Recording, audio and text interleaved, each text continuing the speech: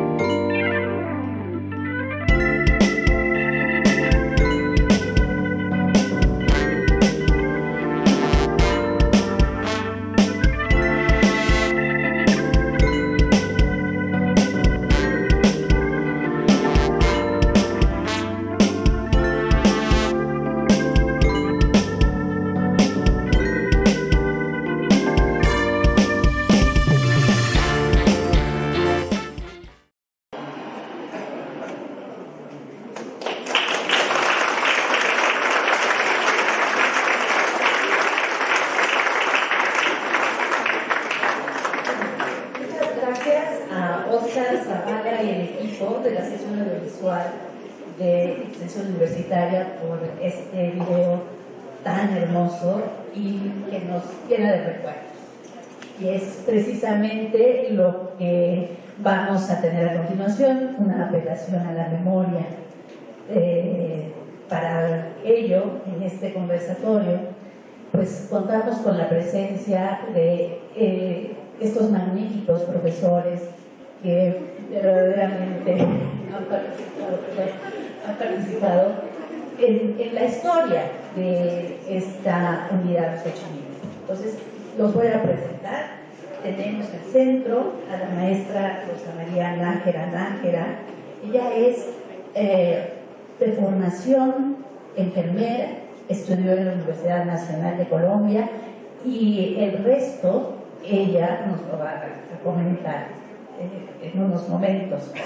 También está el doctor Víctor Luis Porter Galetar, arquitecto de formación original, el maestro Juan Jesús Arias García, que es antropólogo, y luego otro antropólogo es el doctor Luis Berruecos Villalobos, y psicólogo de formación original, el doctor Alberto Padilla. Y ellos han sido nuestros profesores durante 45 años que tiene esta unidad de Xochimilco. Y bueno, la idea es ahondar en el tema del sistema modular, porque cuando hablamos de la unidad Xochimilco, inmediatamente la referencia es nuestro modelo de estudios. Eso es nuestra principal distinción. Como lo saben todos ustedes, compañeros y compañeras, que son alumnos actualmente y otros compañeros, profesores y docentes que también, algunos de recién ingreso y otros de más años que hoy nos acompañan. Un elemento primordial de la identidad, sin duda, es la memoria. Y la memoria, sí, son los recuerdos, pero también es la transmisión de la experiencia y de los saberes acumulados. En ese sentido, vamos a pedirles a los profesores que hoy nos acompañan que nos cuenten un poco, ¿no?, con este dispositivo que acabamos de utilizar, con el video, qué recuerdos están floreciendo y cómo es que llega cada uno de ustedes al agua. Entonces, vamos a pedirle a la maestra Rosa María que ella inicie y luego los otros compañeros.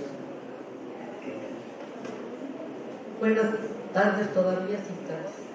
Me da mucho gusto ver, sobre todo, bueno, a profesores, autoridades, es muy importante, pero más importante es ver a estudiantes de nuevo ingreso, no tan de nuevo ingreso, que están aquí para que se den cuenta más o menos cómo empezó esta extraordinaria universidad. Entonces yo comenzaré diciendo un poquito de los antecedentes de la enseñanza modular, aquellos aspectos que ayudaron a construir la enseñanza modular.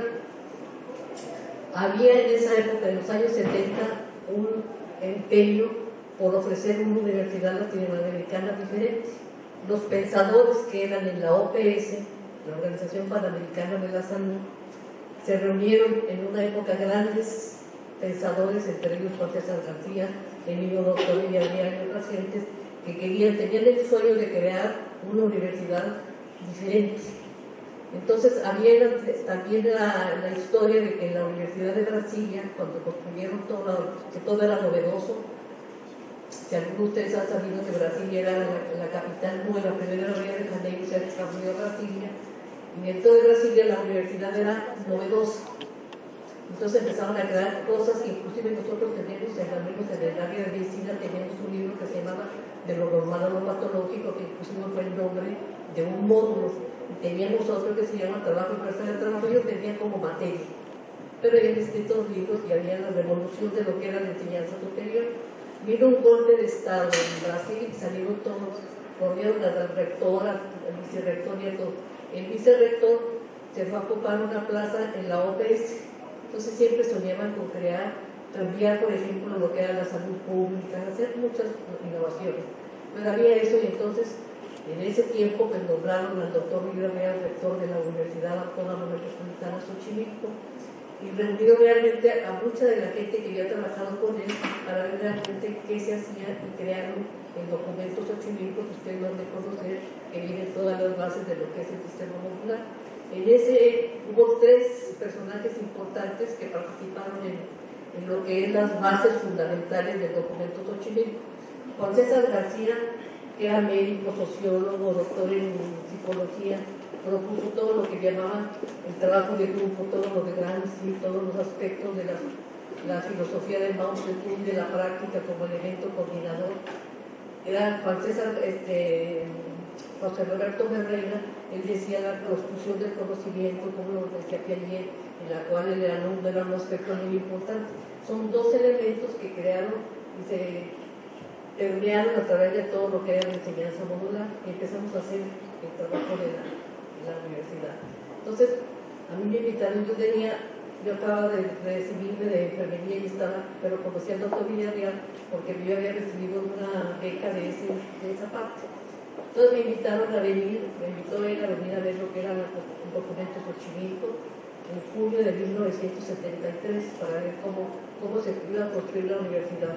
Y entré y me pidieron que hiciera una exposición de lo que yo quería en esa época, de otra parte que ya lo contará Padillas, lo que era de moda en esa época, que era la enseñanza por competencia, por objetivos, ¿no? Y entonces por problemas, no tanto por problemas, sino por objetivos, y me invitó a tener una plática a los que estábamos en esa época, o iniciando la universidad. Y yo siempre resumo, digo, el ingreso a la universidad, la antigüedad se ve dónde llegar. Yo llegué a Joselillo, que era donde estaban las 3 unidades pintadas de cada color, que eran Azcapotzalco, que era Iztapalapa y que era Xochimilco, pues ahí se reunían.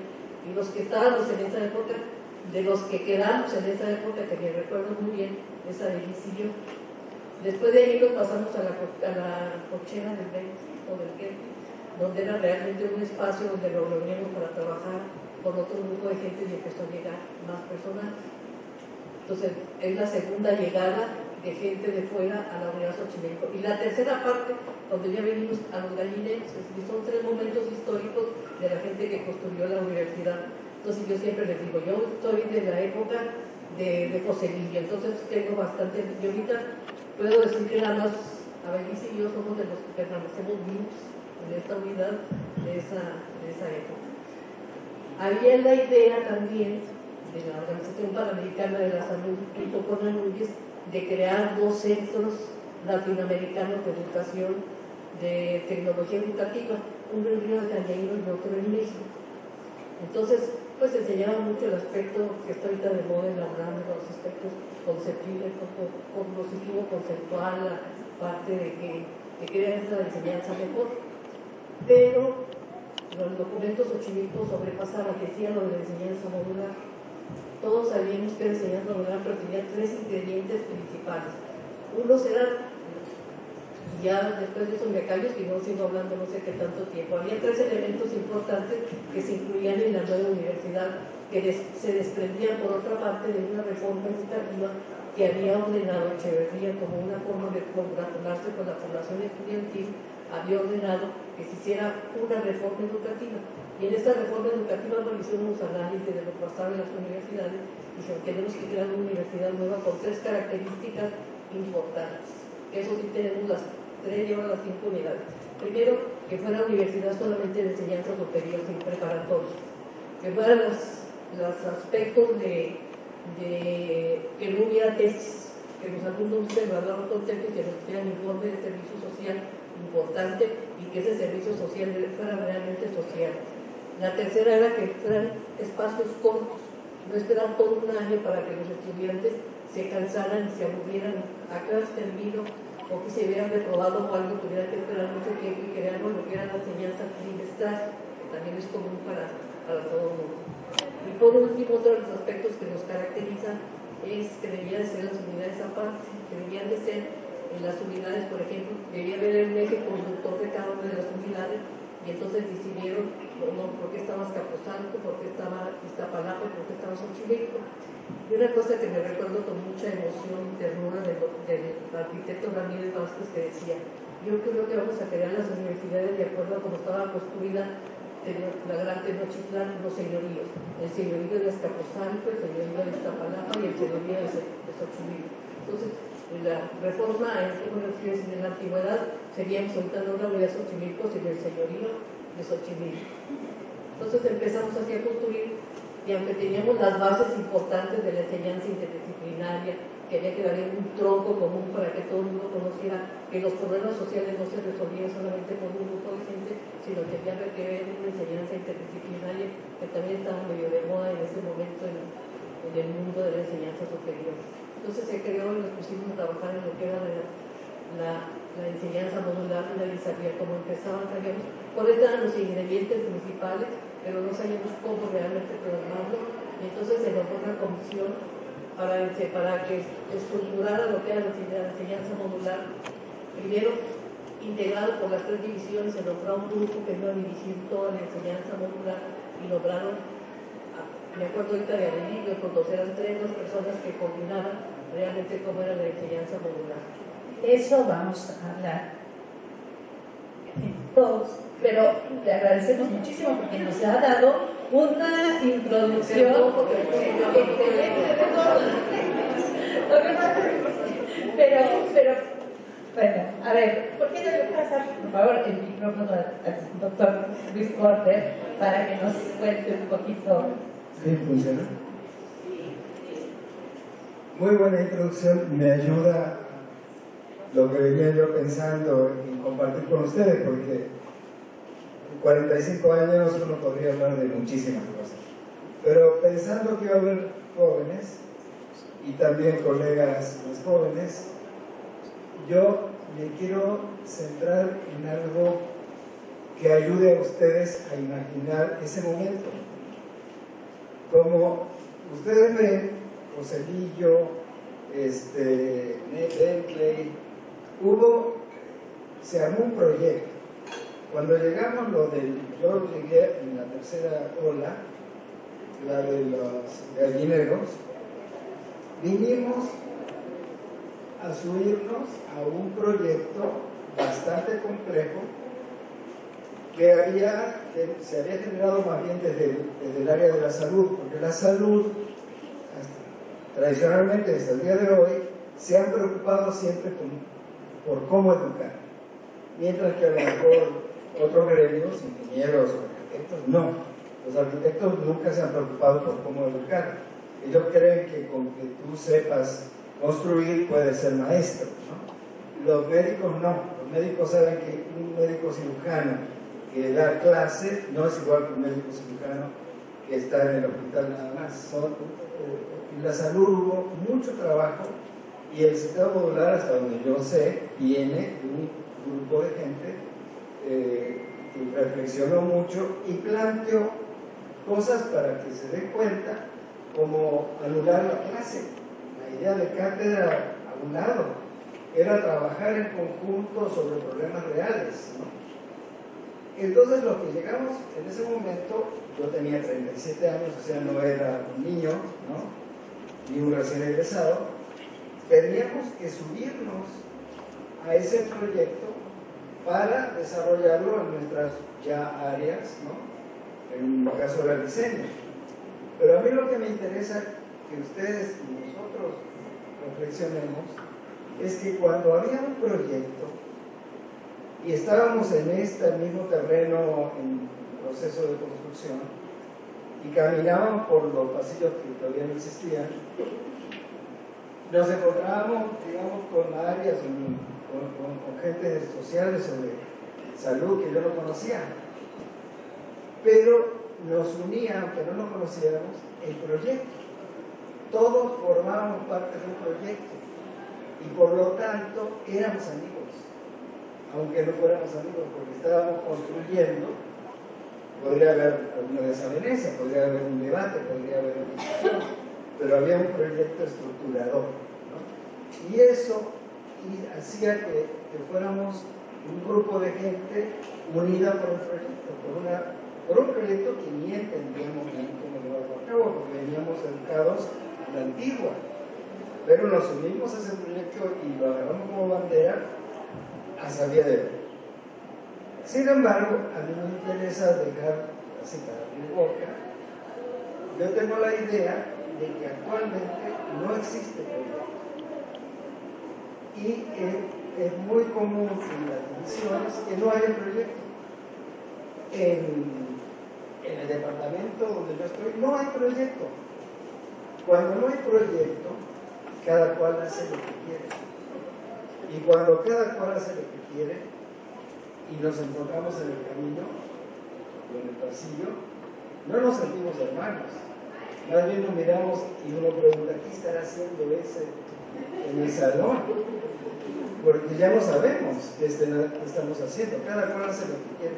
Ese es un problema que yo lo planteo, porque las nuevas generaciones tienen que rescatar lo que se ha perdido, que es la idea del proyecto. Y se ha perdido no por culpa en particular de nadie dentro de la comunidad de Xochimilco. Se ha perdido a nivel de educación superior por las políticas que sustituyeron la idea del proyecto por PIFIs y por una serie de medidas que han sido desastrosas para la universidad y la han desestructurado.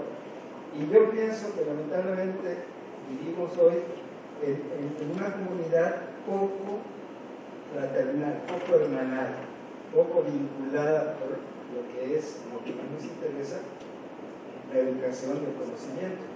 Yo pongo eso sobre la mesa porque podría ser muy también para estimular el diálogo.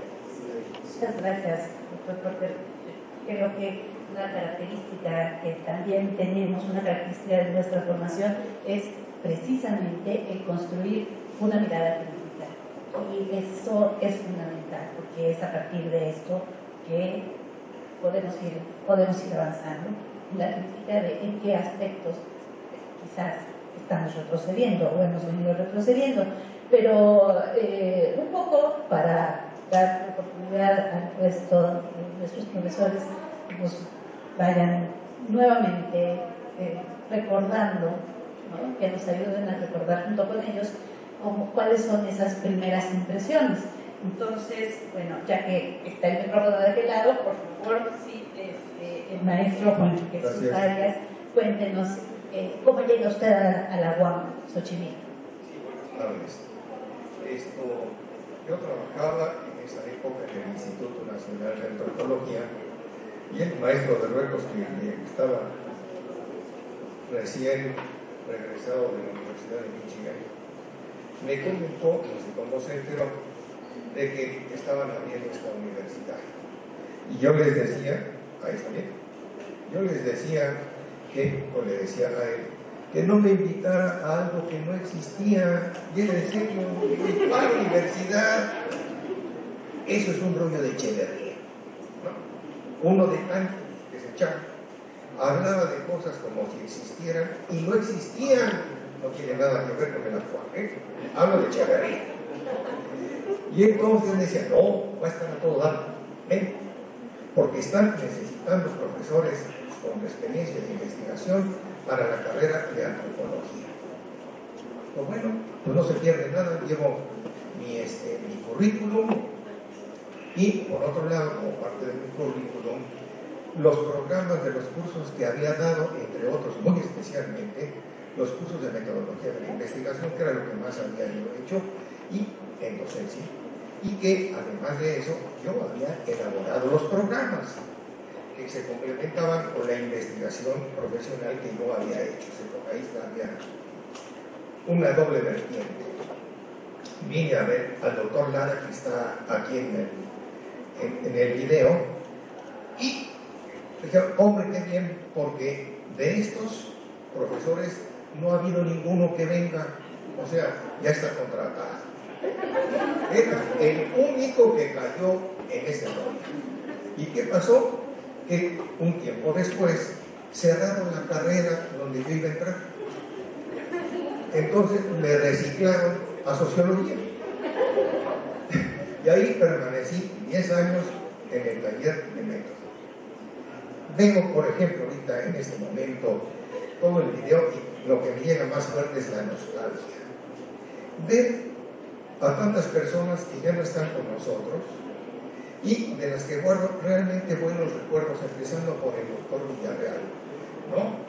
El doctor Ortiz Pérez, el doctor Bojalín, otro que todavía anda por ahí, el doctor Lara, que ya no anda con nosotros, Rolando Guzmán, no sé cuántas personas más con las que tratamos y que en conjunto arrancamos este sueño que es la UAM de Xochimilco. Y entonces, había en esa época, donde no había universidad sino proyecto nada más, pues vamos a llamarle proyecto. Entonces, o plan, o una idea. Había gente de peluche. Los de lujo que estaban, los importantes que estaban trabajando en Joselillo, en un edificio allí en Naucalpan, esos eran los meros meros. Luego, un poquito menos, pero también perteneciendo a la élite, el doctor Villarreal, Rolando Guzmán, el doctor Lara, el doctor Bojamil, que se integró después, etcétera, que estaban en el penthouse de un edificio que estaba en Insurgentes y Churubusco. Había abajo un restaurante de lujo que se llamaba La Cochera del BNP. Ellos estaban hasta arriba. Luego había los oficiales, así como si fuéramos albañiles, los oficiales, o sea, los maestros, que estábamos en un piso del edificio que está en Insurgentes 1814. Para más señas, en la planta baja había un restaurante de chinos. Entonces ahí trabajábamos nosotros. Y luego estaban los chavos. Los chavos eran los que no se habían recibido y estaban trabajando en un salón de juntas o algo así, en la vieja librería del Ágora, que estaba un poco más adelante de Churubusco. Ya desapareció. Era una librería de la empresa que trabaja ahora, que está con la librería Gandhi, era de ellos. Se llamaba El Ágora. Ahí estaban los chavos. Entre los chavos estaba Poncho Jiménez Inclán. Imagínense nomás, está su foto allá abajo, en paz descanse. Pues ahí está Poncho Jiménez Inclán y otros más. Estaba Salvador Vega. Salvador Vega, que era chavo. No le sé por qué era chavo, ¿usted qué? No, pues es más bien. No. Estaba Salvador Vega, estaba también el exrector Cuauhtémoc Pérez, creo. Varios de ellos estaban allí con los chavos, ¿no? Yo le decía, son los chavos. Los que saben cómo somos nosotros. Y estábamos haciendo, me acuerdo mucho, en los planes de estudio del primer trimestre, unas discusiones interminables, por supuesto. Bueno, y entonces estábamos muy preocupados por qué hijos iba a hacer todo esto que se nos estaba planteando como un programa único y además de eso, interdisciplinario. Y la mayoría de los compañeros, que solamente eran de 2 divisiones, todavía no llegaban los arquitectos, llegaron más adelante, y llegaron después, estábamos nada más personal de ciencias sociales y de ciencias biológicas. Con todos nosotros fue una hermandad y una amistad entrañable. Ahí estaba, no sé por qué, me acuerdo también de Víctor López Cámara. Sí, pues Víctor debe haber estado con los de peluche, ¿no? Pero no, estaba ahí con nosotros, Toño García Valencia, que ya se jubiló, estaba Berruecos, estaba Alberto Padilla, otros que se fueron de la universidad y ya les perdí la pista. Entonces éramos como 20. ¿Qué programa puede salir cuando hay 20 personas discutiendo? Es absurdo, ¿no?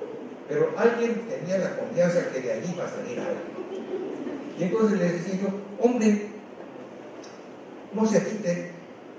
Hay algo fácil de entender aquí. Todavía no nos daban ni siquiera una copia de mecanoscrita, ni siquiera una copia de esas de el documento Xochimilco. Entonces no se llamaba documento Xochimilco, sino documento Villarreal. Y entonces, decíamos, oye, no entiendo nada, pero miren, espérenme, voy a aportar mi granito de arena con mi experiencia de estudiante y de profesional. Por mi profesión y por mi experiencia de estudiante, un módulo es un seminario interdisciplinario. Cualquiera de ustedes que ha tomado un seminario en el posgrado de la UNAM sabe que es un módulo, es uno como esos. Nada más hay que bajarle el nivel para que sea a nivel de licenciatura. Por lo demás es igual. Todos los seminarios que uno toma allí ya son interdisciplinarios, ya tienen investigación, ya tienen todo tipo de cosas que se usaban acá. Y entonces digo, la única diferencia, supimos cuando nos dieron el documento, es que en el documento están todas las palabras de moda. ¿Cómo qué? Como enseñanza por investigación, va dirigido a los pedagogos, la enseñanza activa, la enseñanza programada, que entonces se hablaba, ya ahora ya no, la enseñanza programada, la enseñanza como secuencia de actividades. ¿Qué más me falta, Marisa? Por problemas, ¿vale? el objeto de transformación, la enseñanza por objetivos. No se les quedó ni una palabra de moda, todas estaban en el documento. ¿No saben qué? No se vayan con la pinta, es un seminario, ¿no? Ya con eso. Pero, oh sorpresa, yo creo que la mayoría nunca había tomado un seminario. Han sido puras materias, entonces no entendían que no, pues ya para explicarles está difícil. Entonces, que entiendan los que ya llevaron algún seminario, sobre todo de posgrado, en la UNAM es igualito a eso. Los del Poli, no sé, sin ningún tipo de menosprecio ni nada. ¿Cómo serán en el Poli? No tengo idea, ¿no? Pero los seminarios de la UNAM, sobre todo los de ciencias sociales y los de ciencias biológicas, yo me acuerdo, eran así. Bien, con todo eso caímos allí y cada uno aportó en ese primer momento lo que traía, por un lado, en su bagaje académico de la escuela y lo que traía en su bagaje de experiencia profesional. Pero realmente éramos pocos los que habíamos hecho algún tipo de investigación. Y eso tiene que ver con la profesión que teníamos. En el caso de nosotros los antropólogos, la tarea profesional era investigar, por supuesto. En otro momento les cuento algo de experiencia y cómo se ha ido aplicando en el transcurso de la docencia y de la talacha de investigación de aquí en Xochimilco. Pero todo esto lo ubico, imagínense ustedes, en estas imágenes tan nostálgicas que hemos estado viendo. Si ustedes se fijan, no había árboles. Entonces, ¿estos de dónde salieron? ¿No? Estos son la segunda o tercera generación de árboles, no de árboles. Ya pasaron el tercer piso. Y los que más, los otros que los cortaron porque se caían encima de los edificios. Ahora, si voltean o ven para allá, al fondo de las imágenes, no había contaminación. Se veía el cerro de la Estrella, limpiecito, los volcanes, no había nada de eso. Y me acuerdo que decían, ay, vamos a cambiarnos a vivir aquí. Nada más había un fraccionamiento junto, no había ningún otro más. ¿Por qué? Porque acá no hay contaminación. Además, nos queda a una distancia caminable de la UAM, perdón. La bronca era que no había barda, porque, no sé, la barda la construyeron ya tarde. Vamos, no había ni alambrado. Y entonces, en algún momento de esos muy nostálgicos, había que sacar a las vacas de los salones. Vieron las vacas, pero las vieron afuera. Y llegaron a meterse a los salones, y a ver, sáquenlas de los salones, ¿no? Y luego se perdían los guajolotes de la gente que estaba en la esquina y le echaban la culpa a los alumnos de la UAM. Entonces, en ese ambiente, tratando de hacer este experimento tan innovador. Después les cuento más.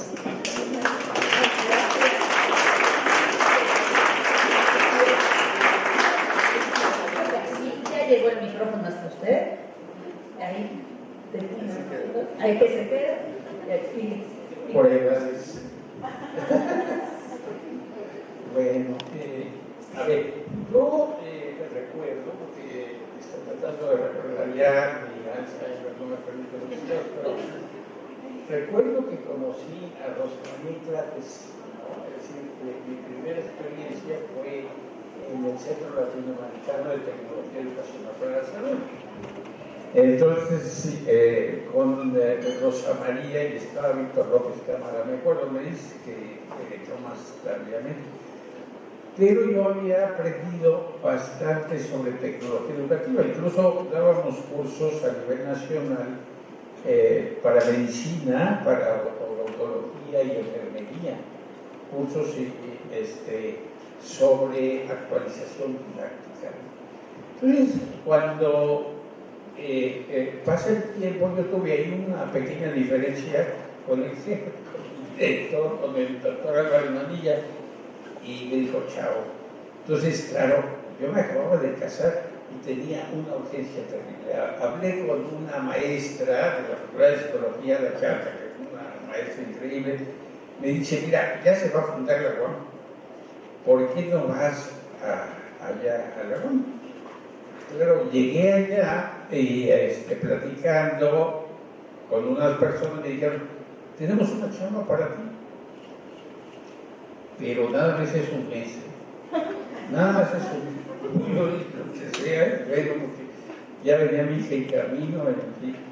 que por cierto cumpliría 45 años hoy de aflicción, pero de cualquier manera fue interesante esto porque, digamos, fue un poco al principio que llegando yo, me dice, ¿sabes qué? Búscate al doctor Villarreal, ya va a empezar su clínico. Entonces me fui a ver al doctor Villarreal, me dice, mire, yo no lo puedo recibir ahora, pero lo va a recibir la doctora Gloria Peña Torres. Ya háganle una cita para con la doctora Torres.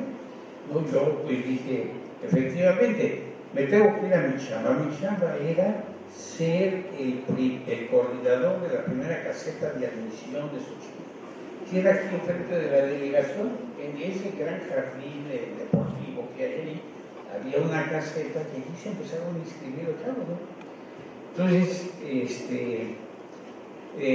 de pronto me dicen, oiga, ya tiene su cita con la doctora Eugenia. Llego yo a Joselillo y Andaví que la doctora no había llegado. Entonces, le dijo a la secretaria, oiga, fíjese que no está la doctora. Ah, no, ¿qué pasa? Ya le expliqué yo al doctor Villarreal, pues, información, que sabía sobre la actualización, que conocía el sistema moderno, pues fascinado, pero lo que no sabía es que yo traía broncas con Álvaro de Padilla, pero me dice, Álvaro de Padilla fue mi compañero durante 15 años en la OPES, en la Organización Panamericana de la Salud.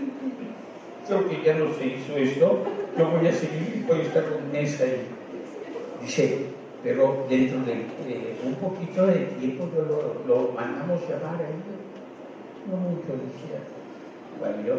Entonces estaba yo pues cumpliendo mi función. En eso, de repente les decía yo, miren, llegan aquí, yo les daba instrucciones porque no se me ocurrió venir a ver el campus.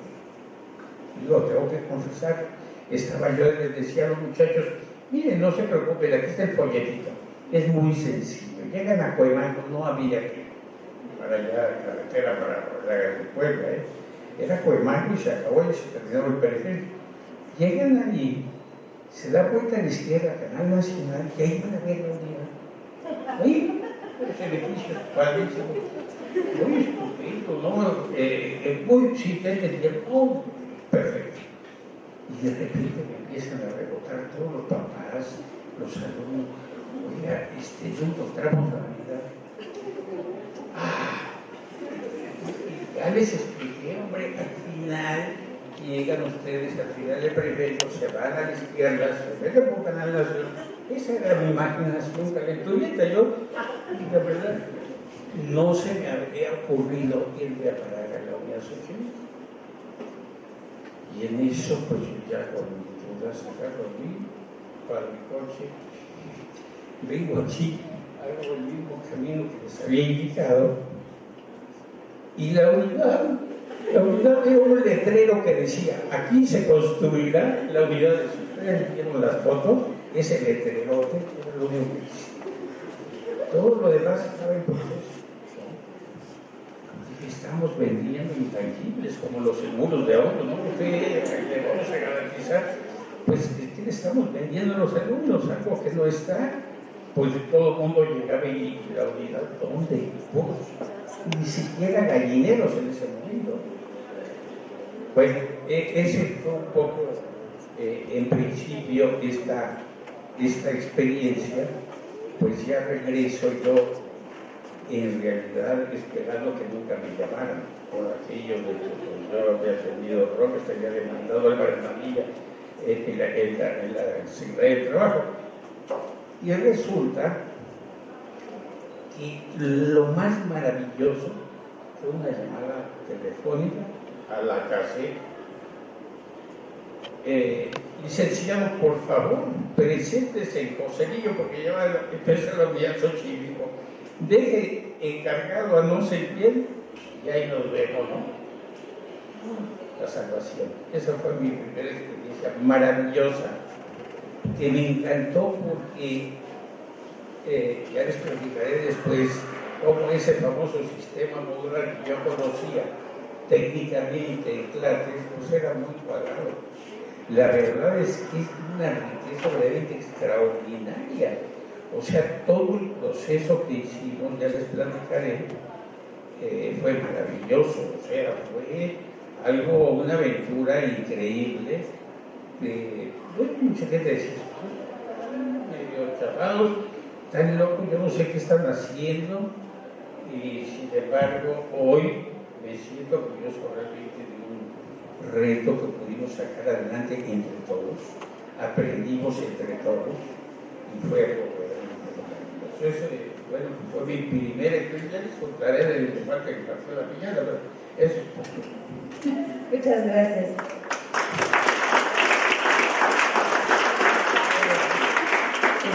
Pues cuéntanos lo tuyo y yo quisiera preguntarte adicionalmente, ¿qué es eso de que la realidad está a la vuelta de la esquina? Había un letrero afuera que decía la realidad está a la vuelta de la esquina. Y mis alumnos de entonces, que ahora ya son adultos, pusieron abajo el letrero, pues ya la viste. Entonces esa es una de las anécdotas. Yo quiero leer una cosa que escribí justamente para hoy, más fácil leerlo que platicar, porque creo que así no se me olvidan algunas cosas.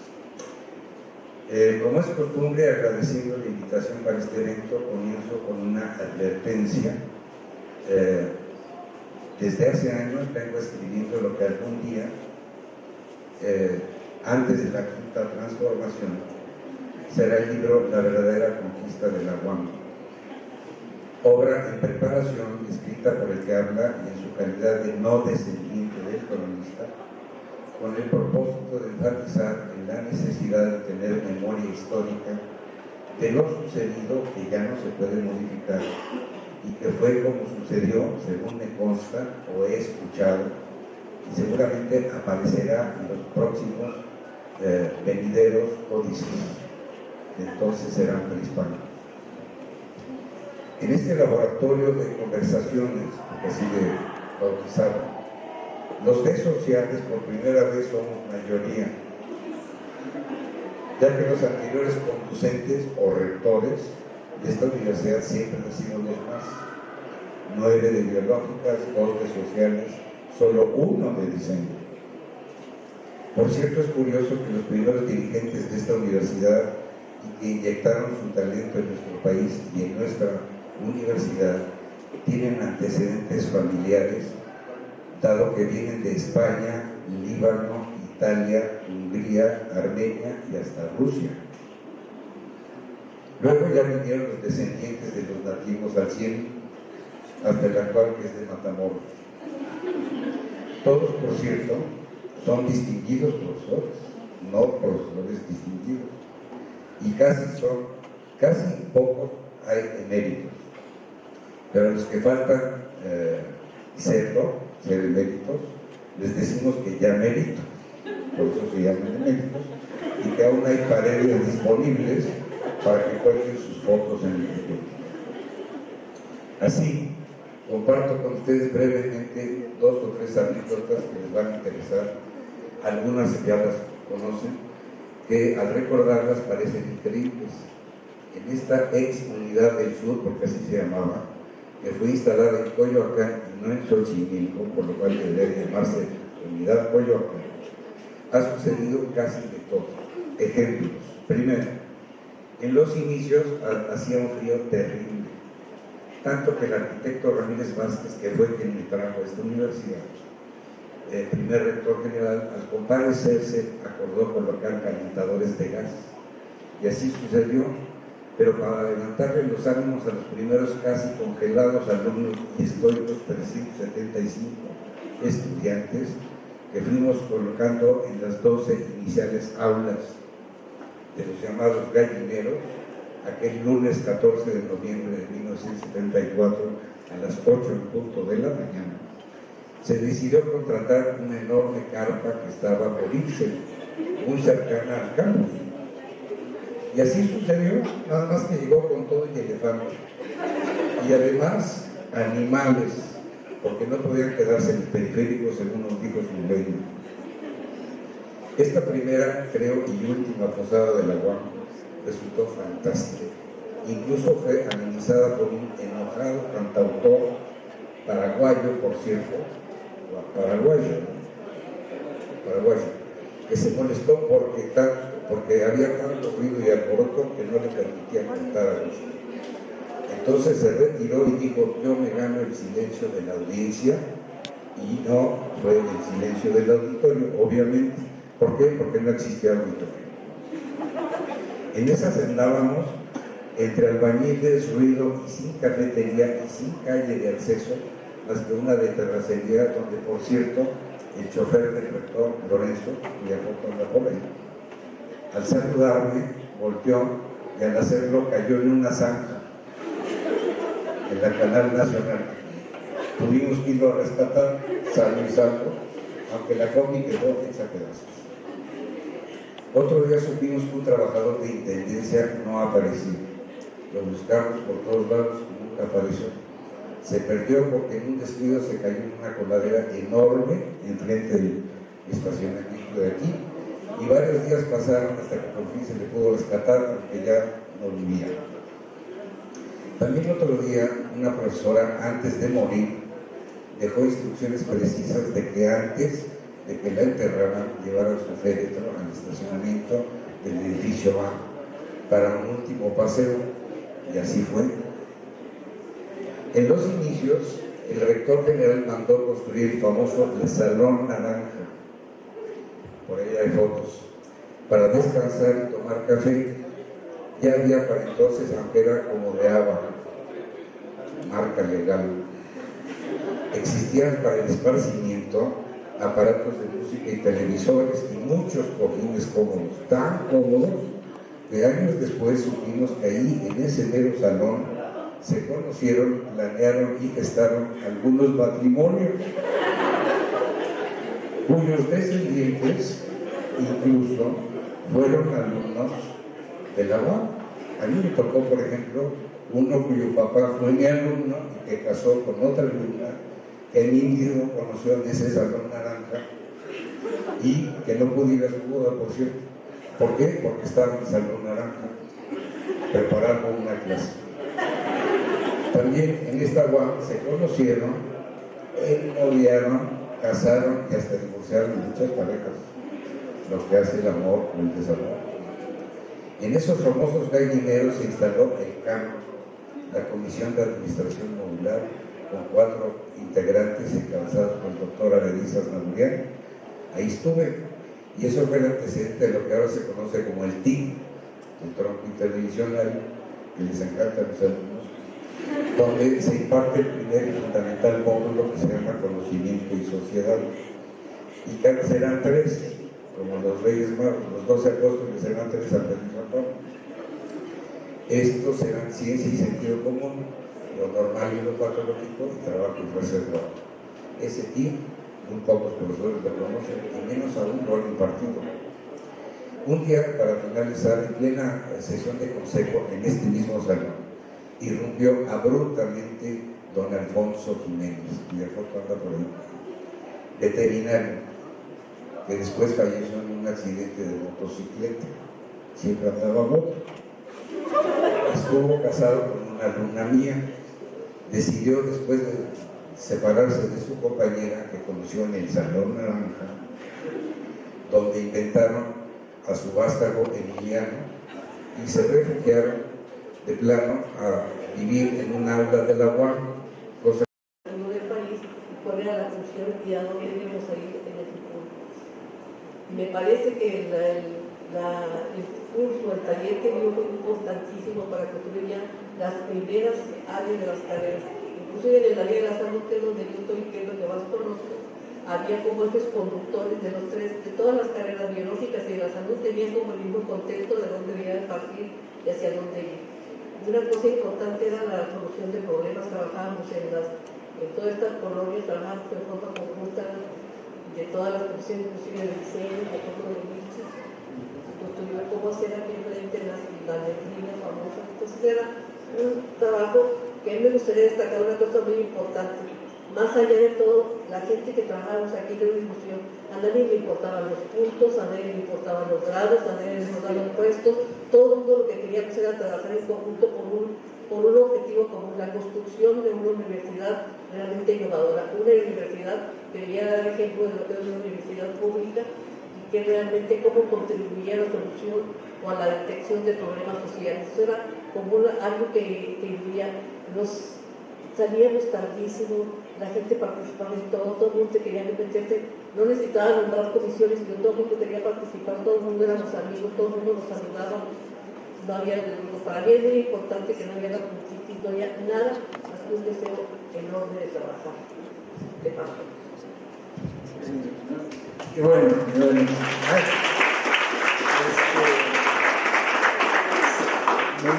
Me inspira porque, bueno, aquí me toca representar al diseño. Diseño no está constituido ni tampoco por científicos, o sea, mientras que los biólogos y los sociales conocen cuál es el método, en diseño, en arquitectura, eso no es lo importante. Lo importante ahí era más bien la sensibilidad, la parte estética, la parte artística, y por otro lado la conciencia social en el sentido de ser gente formada para ver problemas sociales de diseño, en el sentido de una conciencia, y en general creo que el marco de Xochimilco era un marco de gente de izquierda, ¿no? Es lo que caracterizaba. Yo no conté cómo llegué acá, pero rápidamente yo hice una maestría como arquitecto, seguí urbanismo, en esa época el urbanismo en el posgrado, hice mi posgrado y mi tesis fue una crítica al posgrado y una propuesta de un nuevo posgrado que no tuviera los vicios que tenía ese posgrado, que era el autoritarismo, ciertas orientaciones ideológicas que no era lo que realmente tendría que prevalecer. Había problemas, yo planteé, y esa tesis se la llevé a Ramírez Vázquez. Hice una cita, me recibió en su despacho de por allá de Joselito sería, ¿no? Su despacho era muy impresionante, pero era muy vacío y con una mesa de vidrio, de cristal, ¿no? Porque su diseño iba por el lado del cristal. Y él dio la tesis y me mandó con Eibenschutz, que era el director en ese momento de diseño primero, y entré, ¿no? Pero entonces entré como el que planteaba una carrera en el ámbito del urbanismo, que se aleja de la arquitectura, es otra escala, es otra visión, y tuve la suerte, también hay que recordar eso, porque creo que es muy importante, de la avalancha de gente de Sudamericana, especialmente chilenos, ¿no? Que nos nutrieron mucho con su experiencia, ¿no? Uruguayos, argentinos también, pero los chilenos tenían un peso específico, quizás, o me tocó más estar más cerca de los chilenos que de otros, ¿no? Y trabajamos en la carrera, y lo que a mí me gusta dejar un poco claro, es decir, testimoniar, es cómo nos cambió. El proyecto Xochimilco era tan apasionante por los cambios que planteaba, y cambios fundamentales, como romper esa cuestión autoritaria y vertical tan característica de la educación en general, y particularmente en una cultura como la de México que todavía prevalece ese autoritarismo. Y aquí se luchaba contra eso, y había una democratización, digamos, de la educación con valores muy diferentes. El solo hecho de la cátedra no fuera un elemento más que puntual cuando había que hacer una conferencia, pero básicamente el trabajo docente era un trabajo horizontal, donde se nos apelaba a justamente a la tolerancia al otro, era necesario trabajar con otros. Eso en el campo de la arquitectura y el diseño es difícil porque es un campo un poco egocéntrico, ¿no? Y es muy característico del arquitecto y del artista, ¿no? Pues centrarse en sus talentos, en sus capacidades y poco trabajar en equipo. Eso, claro, ha cambiado, el mundo actual obliga a trabajar en equipo, pero imagínense que hace 45 años lograr esa relación, esa comunión entre diferentes perfiles, diferentes edades, diferentes orígenes, no era fácil. Sin embargo, mi experiencia, una vez que entré y me puso a cargo de la carrera de Asentamientos Humanos, así se llamó, fue de conocer gente bien formada. Yo, lo puedo decir muy claro, no estaba preparado para enfrentar un desafío como era el proyecto Xochimilco. No tenía las herramientas. Mi educación como arquitecto no tenía ese tipo de contenidos, ¿no? Entonces, no por mal alumno, pero por el currículum que yo seguí, no estaba preparado y había mucha gente preparada. Entonces, yo me apoyé mucho en ellos, aprendí mucho de ellos y cuando vino mi sabático, me fui a hacer un doctorado en educación. Y lo planteo porque es interesante, yo mismo con mi autobiografía, me doy cuenta cómo el proyecto Xochimilco tuvo tal impacto sobre nuestras vidas que yo dejé la arquitectura prácticamente y me aboqué a la educación. Y creo que en mi división soy de los pocos, somos unos cuantos muy contados, que nos dedicamos a la educación, en este caso a la educación en general, pero en el nivel superior, y en particular la educación del arquitecto, que es particularmente, y del diseñador gráfico, industrial y el urbanista, ¿no? Y a partir de ahí, otra de las cosas que me gusta dejar testimonio es la enorme libertad con la que trabajamos. Y hasta el día de hoy, o sea, para mí, la UAM ha sido una plataforma que me formó, me dio las oportunidades de formarme con becas y con lo que estipula el reglamento y que uno puede aprovechar muy bien. Y luego, en estos últimos años, he trabajado el tema de la vejez en la universidad, por ejemplo, que me parece muy importante debido a las características que tiene las condiciones de trabajo en que estamos. Yo soy un crítico de la situación de la jubilación, de las políticas que hay al respecto. De hecho, esta conferencia para mí es una especie de despedida porque me estoy jubilando y ya el 22 de noviembre ya estoy fuera. Pero sí me interesa aprovechar este diálogo para que ustedes vean, especialmente los jóvenes, cómo la universidad es un mundo que te abre muchas oportunidades, que te pone en contacto con gente de mucho valor, generalmente mejor formado que uno, de lo que uno puede aprender, y que en realidad somos unos privilegiados de haber tenido esta oportunidad de empujar un nuevo proyecto, seguir en él y podernos despedir cerrando un ciclo con mucha alegría. Tristeza de irse, pero una tristeza que no debe ser tristeza, es una especie de sentimentalismo, imposible de no caer, pero lo que importa es que nos dio la oportunidad de realizarnos como profesionales, como seres humanos, y eso se agradece.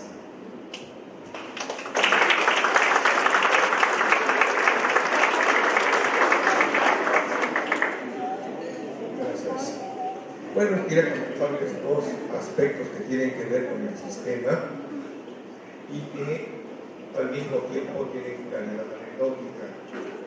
El primero de ellos tiene que ver con que el documento Xochimilco del cual partíamos en 1974 y 75 es apenas un esquema superficial, no es un modelo realmente elaborado ni acabado.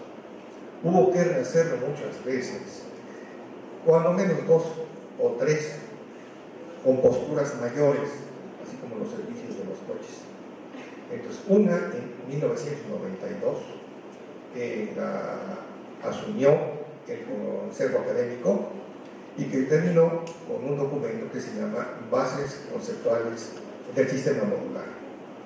Luego, un poco después, en el año 2000, en la división de diseño hicieron un ajuste del modelo a sus propias necesidades, lo cual está realmente bien, y produjeron un documento que es un libro, realmente un libro entero, que rebasa realmente mucho el planteamiento original del sistema modular. Y luego en 94, en 2004 o 2005, un texto un poquito mayor que el primero de 92, de las nuevas bases conceptuales del sistema modular. Pues han sido 3 cirugías mayores que han tenido que ver no tanto con el abandono, sino con la adecuación del modelo a, primero, ciertos cambios, ciertos campos del conocimiento que son específicos, por un lado, de diferentes carreras o disciplinas de conocimiento, y por otro lado, al cambio de los tiempos. Y me explico.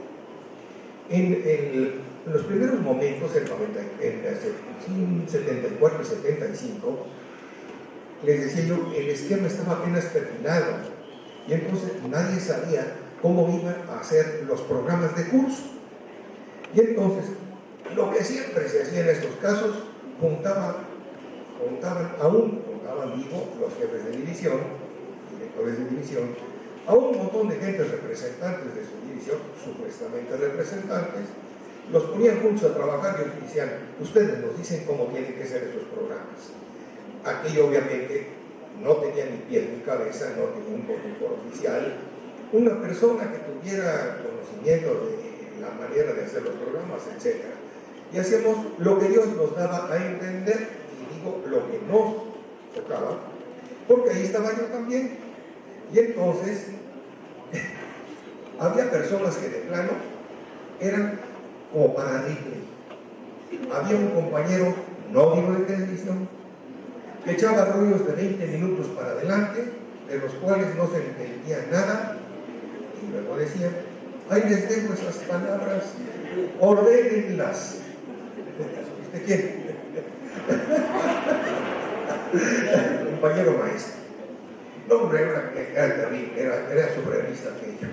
Con el paso del tiempo la gente se fue cansando, y de más o menos 40 que éramos como 5 o 6, y entonces empezamos a trabajar realmente bien. Y en un plazo perentorio de no más de 15 días o algo así, salió un documento cuyas siglas eran ACTEVA, seguramente lo recordarán los de nuestra edad, Esquema de Actividades y Evaluación. De ahí salió la estructura de los programas de curso que están vigentes en la actualidad y que ya nadie se acuerda de dónde salió, y que si se ponen a buscar el documento Xochimilco no está. ¿De dónde salió? Pues de ACTEVA.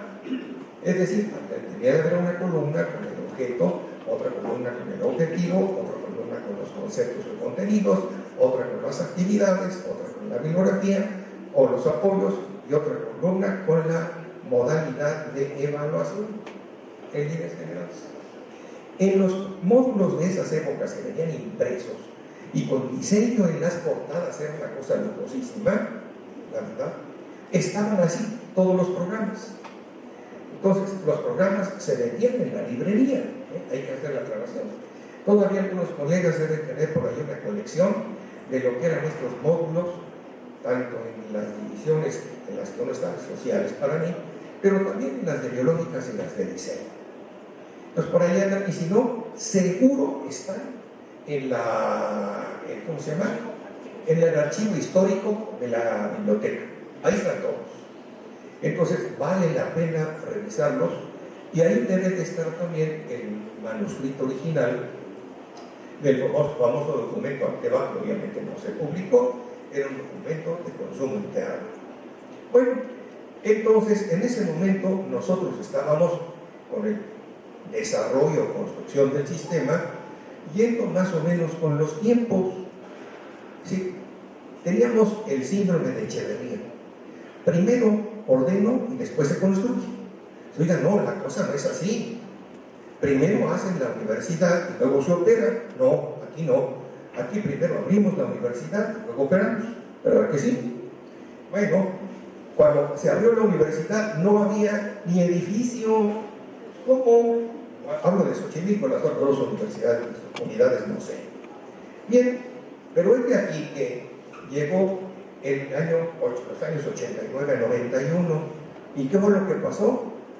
La realidad a la que tanto le echamos porras, no solamente nos alcanzó, sino que nos rebasó, y no esperábamos lo que iba a pasar. ¿Qué fue lo que pasó? Se cayó todo el mundo socialista.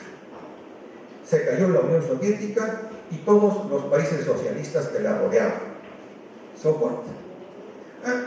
¿Se imaginan ustedes la crisis para todos los países, para los partidos comunistas del mundo? Sí, no sé si algunos de ustedes, no, por supuesto que nosotros. ¿Quiénes pertenecerían a algún partido comunista como miembro? ¿Se imaginan la crisis emotiva y de conciencia? No les cuento. Había una maestra aquí, ya fallecida desafortunadamente, muy agradable, doña Lea Roman, ¿verdad? Que ella era de una familia turca, de las que llegaron en la Segunda Guerra Mundial como refugiados. Ella, sus padres y sus abuelos, miembros de algún partido comunista europeo, y venían como refugiados a México, ya se quedaron acá. Entonces, cuando mi estimada amiga Lea se enteró de la caída de la Unión Soviética, excuso decirles, le dio un infarto y se murió. Le dio un infarto. ¿Se imaginan lo que pasaría en toda esa gente que le apostó su vida entera al socialismo, que desapareció? Para nosotros probablemente sea un daño relativamente menor. ¿Por qué? Pues por cuando menos gente que había sido aquí en la UAM profesores, miembros de los partidos comunistas que había en aquella época, socialistas, comunistas y trotskistas, pues bueno, se quedaron sin mamá, nada más, ¿no? Pero muchos andan todavía como diputados de Morena y puedo darles nombres. Ahí andan todavía. Bueno, entonces la crisis de alguna manera la resolvieron esas personas y de alguna manera los miembros de los partidos que estaban acá. De lo que no nos repusimos nunca fue de esta orientación que estaban mencionando acá, que era la orientación de izquierda de la UAM. No se menciona, pero yo sí lo menciono. Estábamos preparando a los profesionales del futuro, si se acuerdan, es la educación hoy para los profesionales de mañana. ¿Y quiénes eran los profesionales de mañana? Los que iban a vivir la revolución, pero la revolución era mañana. De veras, así pensábamos. La revolución era mañana. No sabíamos exactamente cuál, pero era de izquierda. Y de repente desaparece del mundo toda la revolución de izquierda.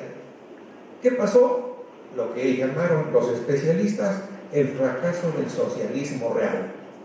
¿Quiénes se conservaron? Pues en serio, no se conservaron más que los cubanos, porque lo que hay en China y en Corea del Norte no es. Eso le llamaban por ahí el despotismo oriental. Todavía andan por ahí los libros. ¿Qué pasó entonces en la UAM? Nos alcanzó la realidad y todos los temas y textos que teníamos de todas esas cosas, principalmente en ciencias sociales, se quedaron colgando de la brocha. ¿Y ahora qué hacemos? Entonces, lo que hacemos es ponerlo de manera reducida en un capítulo de la historia y tanto. ¿Y ahora qué hacemos? Pero es que no solamente se acabó la parte socialista, es que tuvo efectos en el otro campo. Todas las teorías o doctrinas de la CEPAL y en el intercambio desigual y combinado, algunos sabrán de qué estoy hablando, Se acabó, pues eso no tenía sentido si no estaba el enemigo, ¿no? Aquí estaban entre los profesores que eran de izquierda y los que eran de la CEPAL y del intercambio desigual y combinado. Se quedaron sin nada. Hubo que rehacer todos los programas de curso de ciencias sociales porque la realidad nos alcanzó y nos rebasó. Gracias.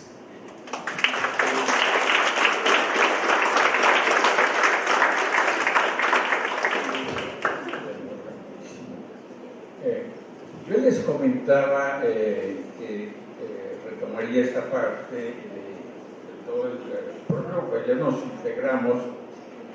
Hubo una reunión con los tres gurús del sistema modular, el doctor Villarreal, el doctor García, el doctor Ferreira, y nos reunieron a los pocos, estábamos ahí en la cochera,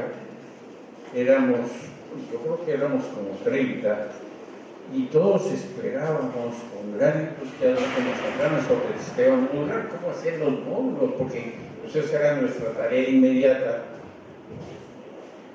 Y nos dijeron Ferreira y García, si nosotros supiéramos hacer módulos, ya se los habríamos traído y se los damos, pónganse a hacer los módulos. Esa fue la instrucción. Pónganse a hacer los módulos, ahí tienen el instructivo, ¿no? Y claro, eso fue grandioso porque nos daba libertad para crear. Teníamos la guía y eso que elaborásemos iba a ser el modelo, un modelo que no estaba creado como tal. Era una idea general, ¿no? Que había partido de la OPS, que quería algo diferente, que quería transformar el sistema de las universidades. Para mí eso fue maravilloso. Yo no venía con mucho entusiasmo para meterme en una universidad cuadrada con la que yo me había peleado toda la vida. En la prepa fue un problema como alumno, siempre andaba cuestionando a los maestros, siempre los traía de cabeza. Pero cuando me planteé el sistema modular me pareció maravilloso, porque esa era la posibilidad de que como alumno pudiésemos cuestionar. Entonces empezamos a aprender por nuestros alumnos. Fíjense lo que les digo, fue maravilloso, porque ustedes cuando llegan saben, no vienen en cero, saben mucho, tienen muchas experiencias. Ahora, por ejemplo, con las nuevas tecnologías, las manejan bien que les mejor que nosotros, es decir, tienen un conocimiento impresionante. Bueno, así fueron nuestros alumnos, hoy son profesores, o profesores, yo no sé cómo le podemos decir, pero lo cierto es que todos teníamos una idea de que tendríamos que construir el mejor modelo. Iztapalapa y Azcapotzalco no le entendía nada de nuestro modelo. Siempre nos lo cuestionaron y nos dijeron, ¿pero eso qué es? Eso no funciona, eso va a tronar. Y la exigencia de todos los rectores era, a ver, resultados, queremos saber cómo están saliendo los egresados de Xochimilco, porque van a ser un problema. Es decir, no van a ser competentes en el mercado de trabajo y eso es grave. Pues resultó totalmente al revés, porque precisamente los alumnos competentes fueron los egresados. Yo también lo quiero decir de Azcapotzalco, no lo voy a decir muy fuerte. Azcapotzalco y Iztapalapa, Lerma y Coajimalpa, bueno, tienen otros modelos. Nos convertimos en un modelo, éramos muy soberbios. Veníamos a construir, a transformar el mundo. Y eso a nosotros empezamos a demostrar que en realidad se podía construir algo diferente, transformador de la realidad. Algo que Freire quizá había deseado. Nosotros cuando vino Pablo Freire aquí a México, se le invitó y claro, nosotros adoptamos algunos planteamientos de él, porque él planteaba la horizontalidad, la relación en el salón de clase debe de ser horizontal. estamos aprendiendo todos, no es que el profesor llega a ver, es que es así, y si no lo dices así y no lo escribes en tus apuntes y te voy a aplicar un examen, y si no te lo aprendiste de memoria no sirve de nada.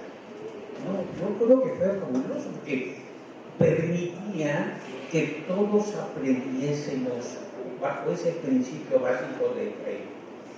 Nadie enseña a nadie, todos aprendemos en comunidad. Todos aprendemos, hacemos un esfuerzo y traemos nuestra experiencia y la experiencia de nuestros padres y la experiencia y la llevamos al salón de clase y nos vamos a revisar a los autores. Aquí había una frase que yo les planteaba al principio. Eimen filosofeteon pantos ara filosofeteon. Eimen filosofeteon pantos ara filosofeteon. Esta frase aristotélica fue fundamental para el sistema. Si dices que hay que filosofar, pues hay que probar que hay que filosofar. Pero si me dices que no hay que filosofar, también hay que filosofar para demostrar esto. Es que había que demostrarlo. En realidad le pasó un poco, y otra de las bronquitas fue con el doctor Lara, que en sociales él quería meter aquí la carrera de Derecho. Y yo le dije, oiga doctor, pero esa carrera no es científica. Me gané el boleto. Afortunadamente la libré después, no me corrió, pero me hubiera querido correr, porque el derecho, decía yo, no es científico. No es cierto que no sea científico, hay todo un proceso, pero lo cierto es que él no podía defender lo otro, no pudo demostrar que el derecho, como decía Luis Porter, es decir, en relación a la arquitectura, ¿sí? No se trabajaba con métodos científicos, no, sí, es que claro, tiene su espacio científico, de ahí se desarrolló en el campo de la física, a pesar de que esté relacionado con la estética, ¿no? Entonces, bueno, yo creo que esa fue una experiencia maravillosa. Tuve la oportunidad de aplicar un cuestionario con otro compañero a más de 300 profesores de las 3 divisiones. Y algo que decía que también Luis Porter en ese sentido.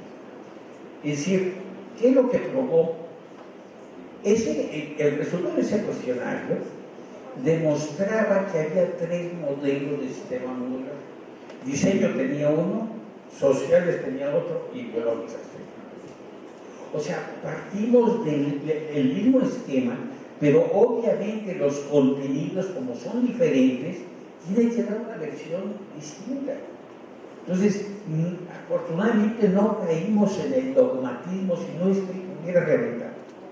Hubo modelos en la UNAM que intentaron hacer el sistema modular. La CENEP surgieron con ese propósito de la UNAM y no funcionó. ¿Por qué? Porque no fueron capaces de tener disposición para ver con otras características cada quien. Quizás nos haría falta establecer un poco un intercambio más dialógico entre las diferentes divisiones, pero ciertamente hemos logrado avanzar considerablemente y tenemos una alta producción editorial, por ejemplo, en biológicas, en social y en diseño, con resultados realmente impresionantes. Entonces, Xochimilco fue un acierto. Incluso la UAM, si de algo se trata, es de tener un modelo distinto gracias a Xochimilco, ¿no? Y por eso hoy podemos decir que no nos equivocamos, que tenemos retos importantísimos para adelante, pero esto es parte de nuestra intervención. Gracias.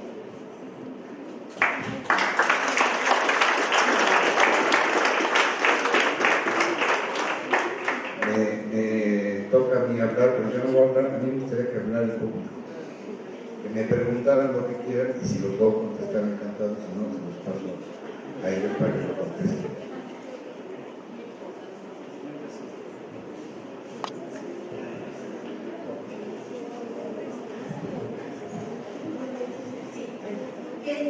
sientes y yo tienes muy bien.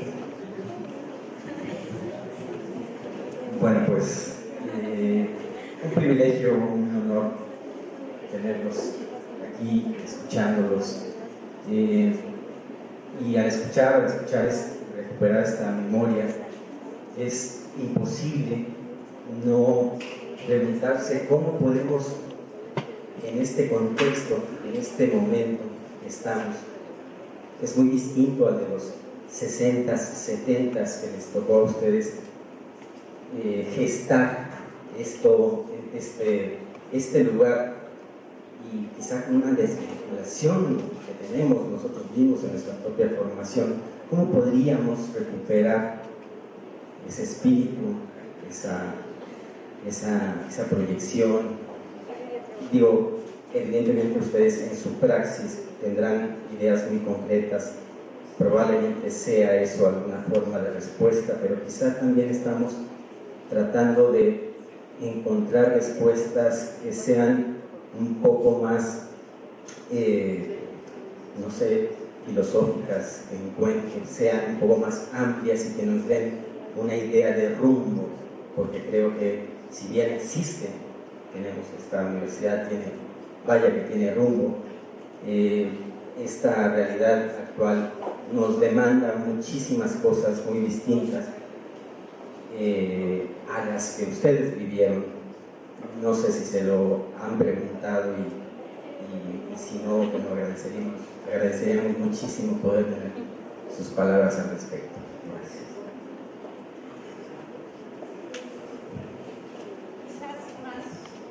Más preguntas, ¿no?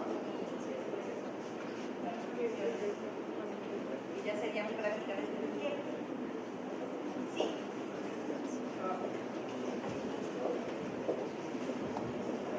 Sí, de la misma manera, muchas gracias por esto que nos están dando.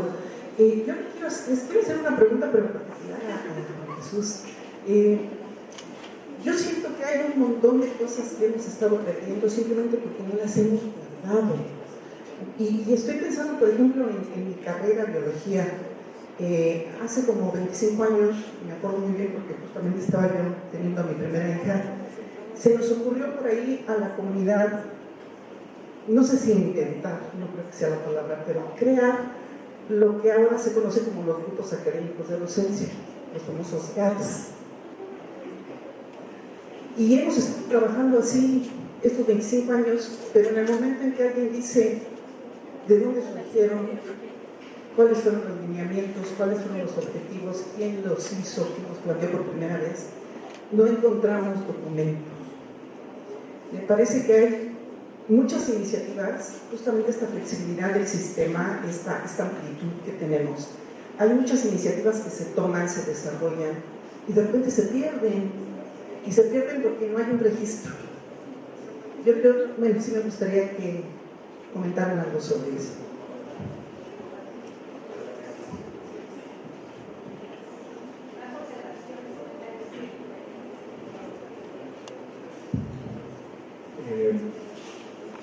Más que una pregunta es un comentario.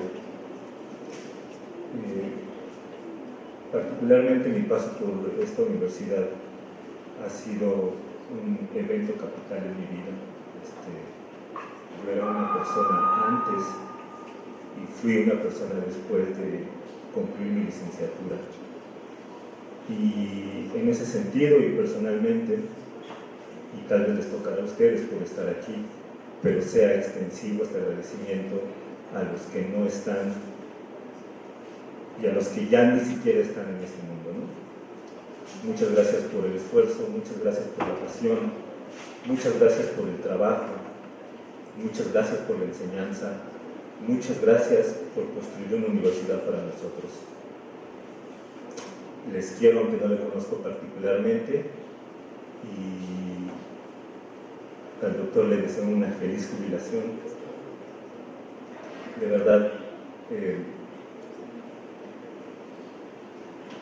no sé con qué más continuar. Gracias. La segunda.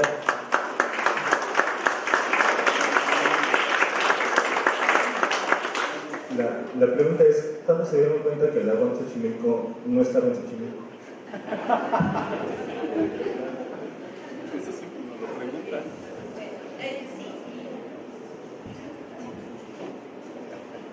Gracias. Qué gran privilegio, 5 muy queridos amigos y de todo el tiempo, desde los inicios del sistema lunar, oírlos de un espíritu y ya también está pasando en la posición de los restaurantes. Bueno, después de más de 40 y tantos años aquí, 76 de edad, pero en ese sentido usted plantear. Creo que un problema que tenemos ahora es esa falta de identificación de muchos de los profesores con el modelo pedagógico de la UNAM. Este sentido de que hay profesores que dicen que vienen a enseñar, cuando lo hermoso del modelo de escala modular es aprender.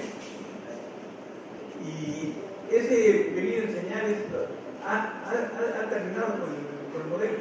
Y para mí es impresionante cuando un profesor plantea que lo importante es la libertad de cátedra. Cuando yo lo decía, más libertad que el sistema modular la podemos tener. Y se piensa que los profesores inútiles, los que no conocen el sistema modular, son los que dicen, es que la libertad de cátedra me permite pensar que los alumnos son los que van. En ese sentido no abundo, pero quizá de ustedes, para nosotros y para nosotros sería, ¿qué aconsejarían a los nuevos profesores de este modelo pedagógico de la UAM? Y una pregunta, ¿sí? Algunos ajustes tendremos que hacer para prepararnos a la situación de avance tecnológico, de avance científico, pero sobre todo a la situación de conflicto social que en este momento vive el mundo y del cual no estamos alejados.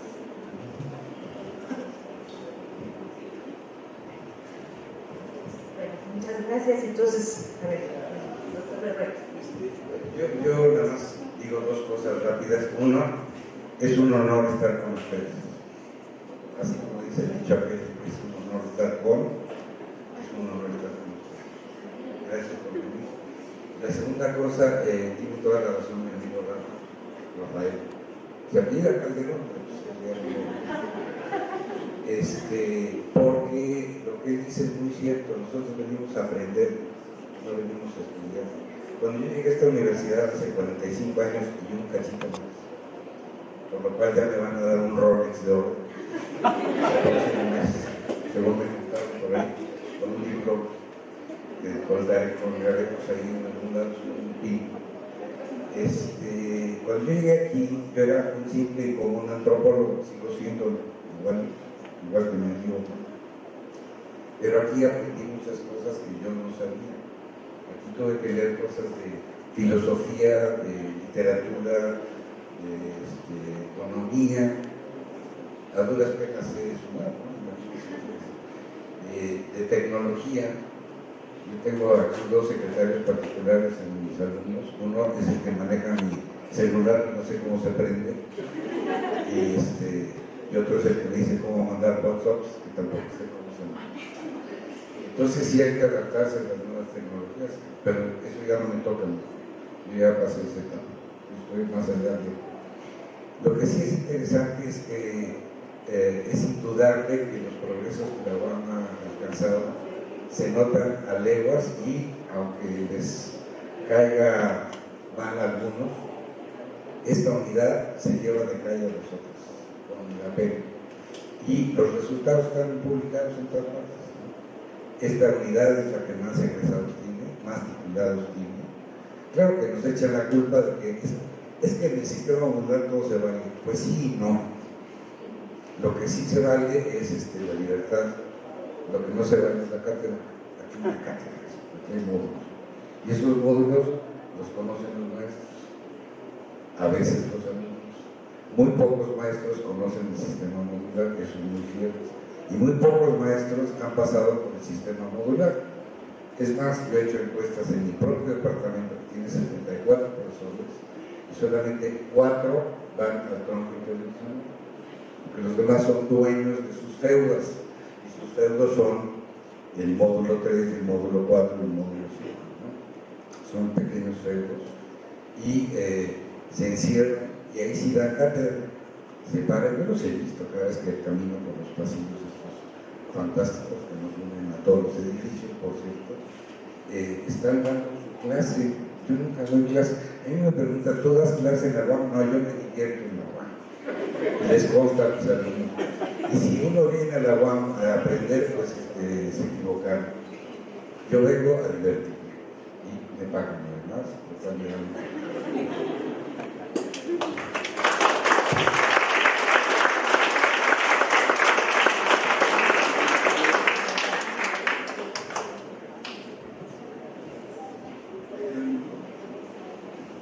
Pues a la pregunta esta de recuperar el espíritu, no sé, de dar rumbo, como lo que queramos interpretar, yo creo que es importante primero, y yo planteé desde el principio la idea de proyecto. Creo que se ha perdido el formar parte de un proyecto y se ha perdido tener un proyecto. Como que han venido demasiado, o sea, el gobierno desde los 80 se metió en la universidad y dictó cómo debía ser el proyecto, un proyecto a base de formatos o del carácter del plan de desarrollo, que son retóricas que no nos guían, no inciden en nuestra conducta. Para revivir este espíritu, vamos a llamarlo modular, primero hay que ser un autodidacta.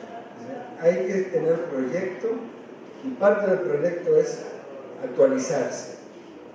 Porque si uno no estudia, que es un problema grave, yo estoy muy cerca de la cuestión editorial y puedo decirles que la gente no lee, no los estudiantes, los profesores, o sea, no se lee ni se escribe, ¿no? Porque también como coordinador de algún número de una revista o como parte del comité editorial, no llegan artículos, no se puede publicar una revista porque no hay material. ¿Eso qué quiere decir?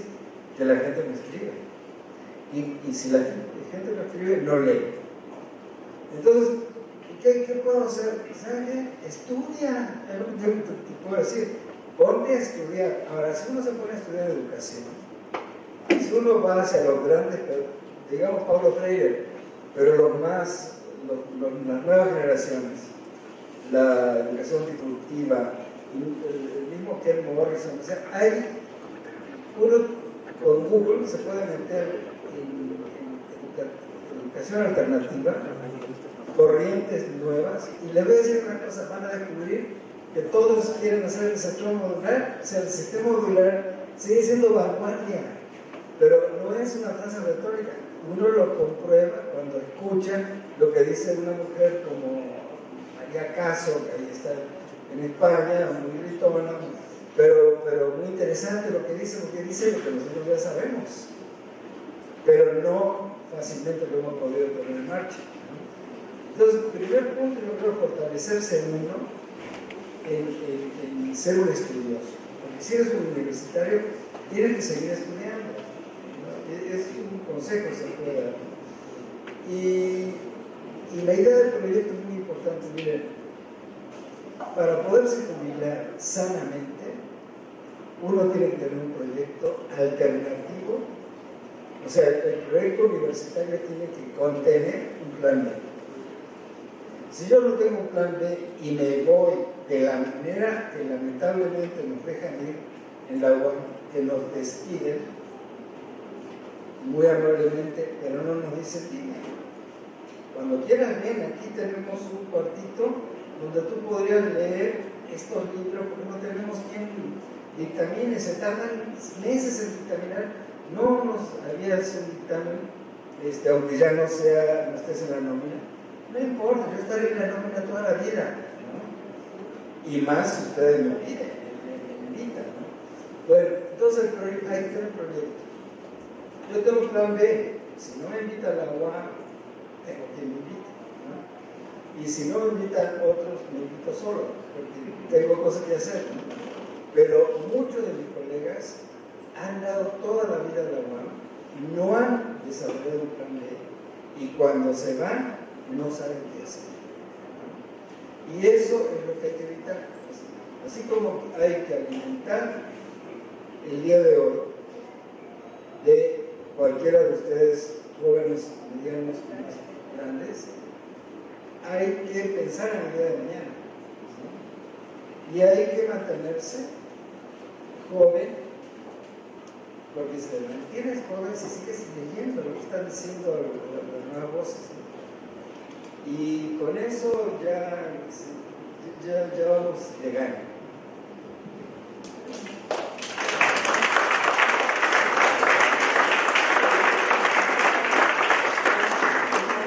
Dos cosas muy sencillas antes de que se vayan todos los que se están viendo.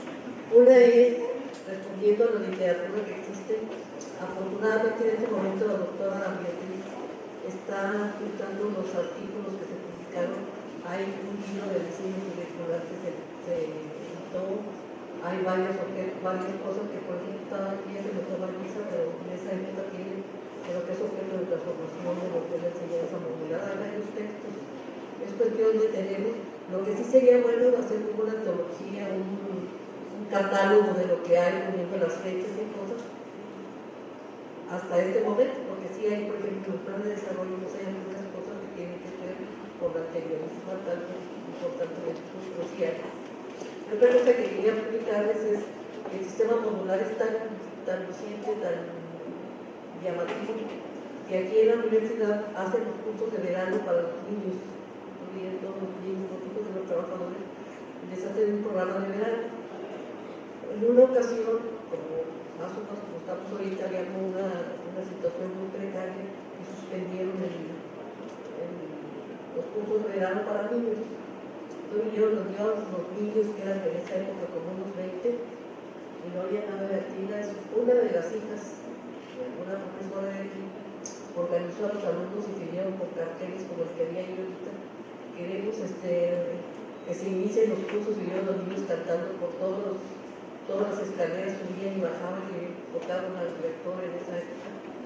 Queremos realmente que nos den cursos, que nos den cursos. Bueno, era todo un pliego petitorio de los alumnos importantes, a los alumnos de los chiquillos importantísimos, porque querían.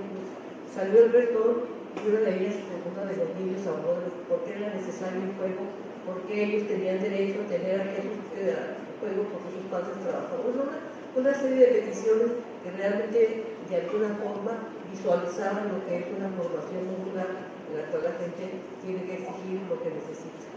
Solamente como anécdota, y muchísimas gracias por estar aquí, y si nosotros nos sentimos halagados de estar aquí. Nos dimos cuenta que no estamos en Xochimilco, cuando se empezaron a hacer los papeles de escrituras y toda esa parte oficial, nos dimos cuenta de que y había mucha duda de si éramos en Coyoacán o estábamos en Tlalpan, ni siquiera cerca de Xochimilco. Pero la idea de venirse a Xochimilco era porque el eje fundamental de esta unidad era la salud. Y se pensó que los lugares cerca de los que ofrecían los aspectos de salud estaban muy cerca, afortunadamente, porque no es por nada, pero es la mejor universidad comunicada y la que tiene mejores jardines.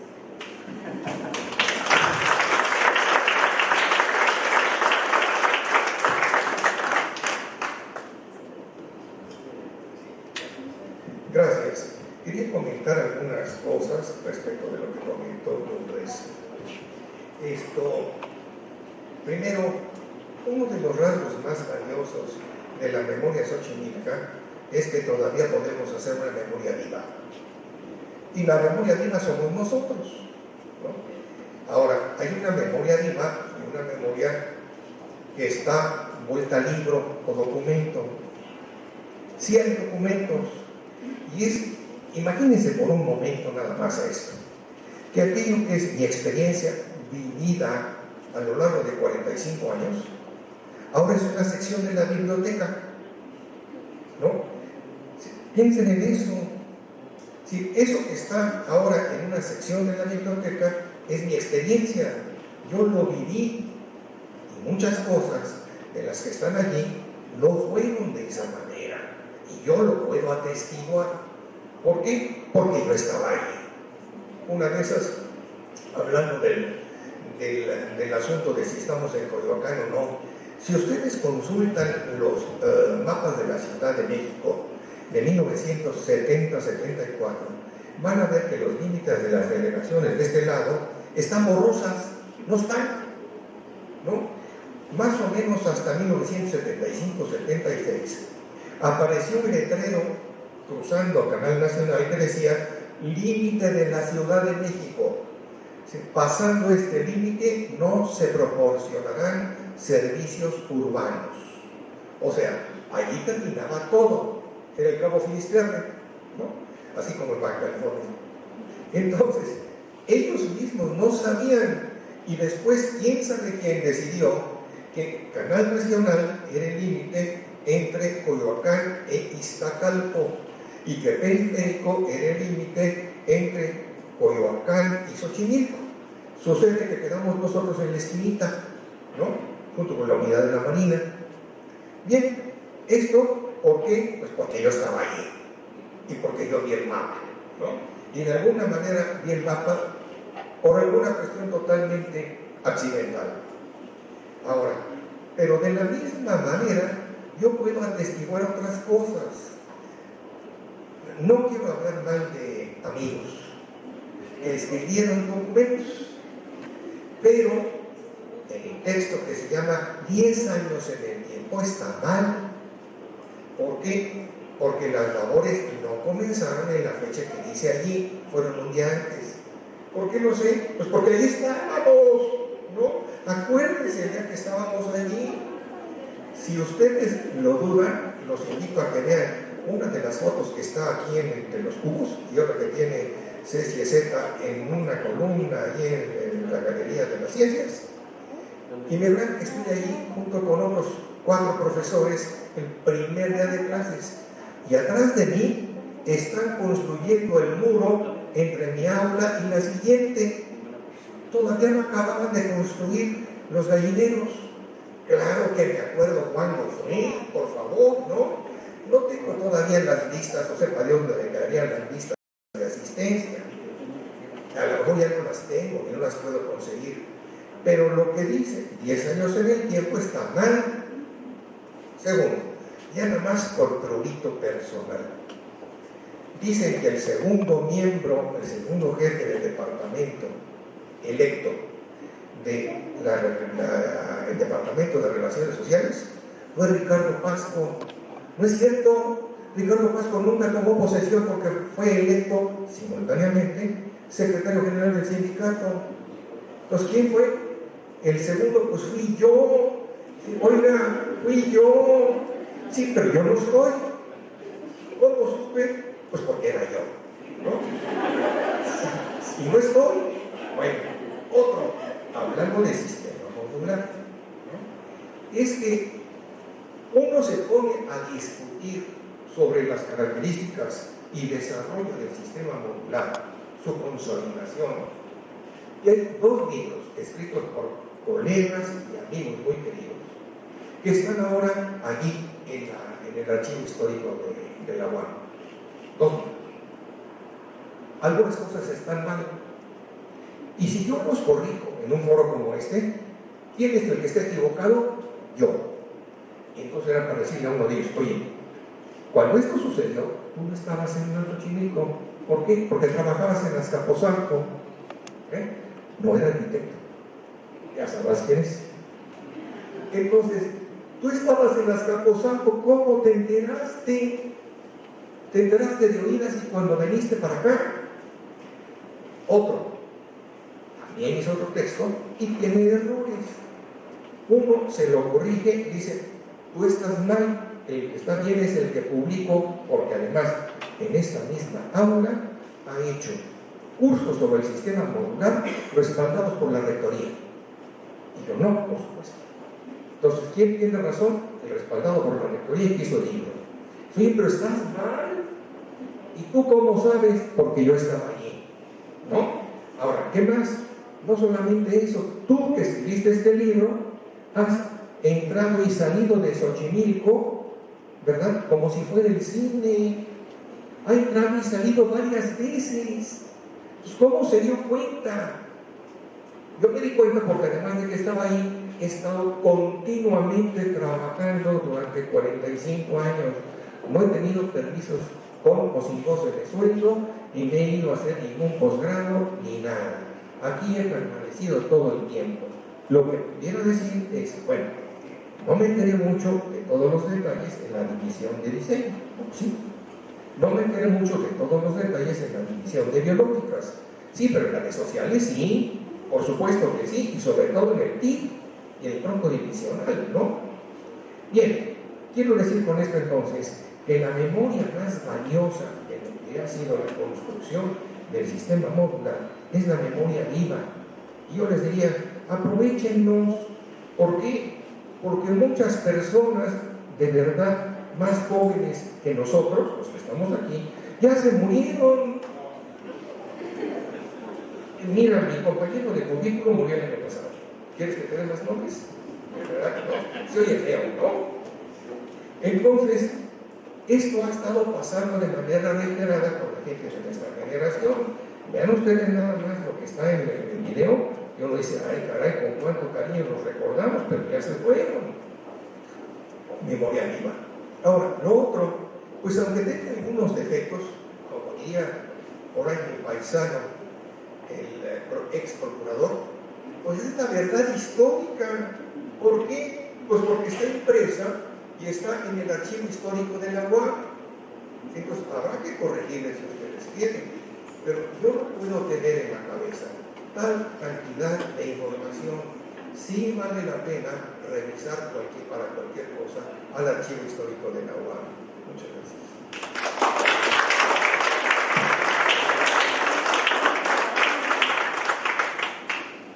Brevísimo.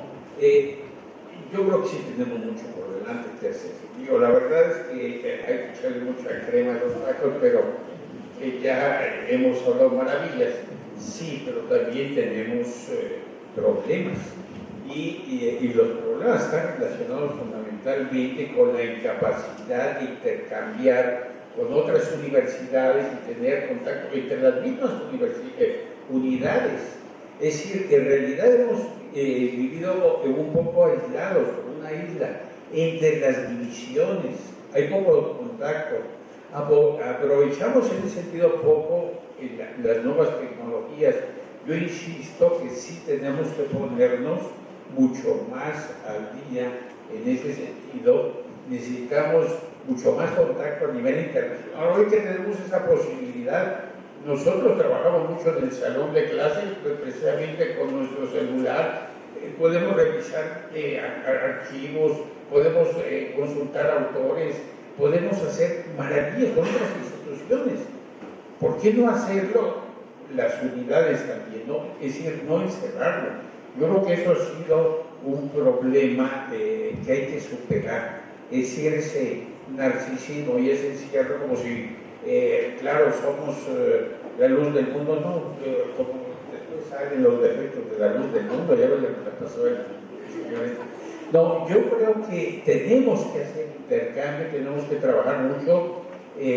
A veces, por ejemplo, yo siento que en biológica se encierran porque, bueno, nosotros hacemos ciencia, pues nosotros también, y tenemos que intercambiar la visión social de las ciencias duras o supuestamente duras en el campo de la física. Habrá que verlo con Iztapalapa, con Azcapotzalco, con Lerma, ¿no? No aislarse o tomar posturas, digamos, muy, digamos, esquemáticas. Entonces, yo creo que sí hay mucho trabajo por delante. No está terminada la unidad está en proceso de creación permanente. Esto yo creo que es una de las claves del sistema modular. Es decir, ustedes tienen una tarea también por delante. Es decir, como alumnos, los profesores nuevos también, a nosotros nos dicen ninis, dicen ni se jubilan ni se mueren, pero les estamos dando ideas mientras estamos vivos. Ya después no podemos dar ideas, a lo mejor desde el inframundo vamos a poder decir algunas cosas.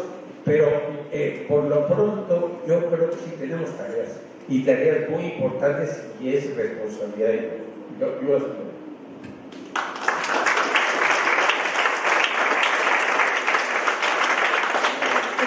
Muchísimas gracias a todos. La verdad es que quisiera terminar mencionando algunos de los impactos del sistema modular, por supuesto que se dan tanto en la formación como en el ingreso. Tendríamos que revisar, no me uno a las críticas, a los comentarios críticos que aquí había, todo lo que tiene que ver con el sistema modular y la intervención social. Esto que en el inicio y a lo largo de muchos años, pero la historia va cambiando, la caída de las ideologías, las prácticas que han venido definiendo otros lideros, pues ha hecho que esto de la intervención social como voluntad y como programática de servicio a la sociedad tan importante para nuestra unidad, nuestra unidad, quizá haya perdido peso en algún sentido, pero se debe retomar. Otra cuestión, otro signo que hay que señalar es que el sistema modular produce una particular eficiencia terminal. El 45% del total del egreso de la UAM proviene de la unidad Xochimilco. Y en el terreno del sistema modular y la formación profesional, pues es innegable hablar de los rasgos organizativos, interdisciplinares, innovadores de los egresados del sistema modular, es decir, de esta unidad. Entonces, me gustaría terminar diciendo que el sistema modular nos permite que hoy, a 45 años de vida, la UAM Xochimilco sea simultáneamente una universidad joven y una universidad consolidada. Muchas gracias a todos ustedes.